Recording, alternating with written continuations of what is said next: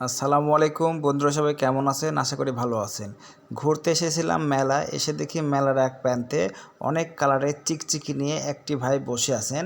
অনেক রকমের লেখা রেখে রাখছেন, ডিসপ্লে করে রাখছেন, দেখে অনেক ভালো লাগতেছিল। এখানে শুভ জন্মদিন, বিবাহবার্ষিকী, এমনকি যে যেভাবে বলবে সেভাবে লিখে দিবে, এরকমভাবে লিখে রাখছে।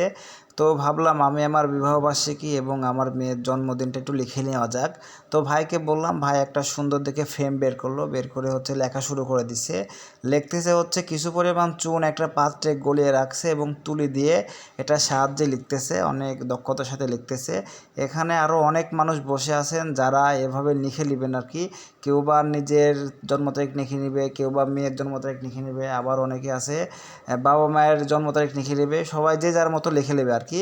তো ফাইনালিভাবে আমার বিবাহবার্ষিকীর যেটা লেখা ছিল সেটা লেখা চলতেছে।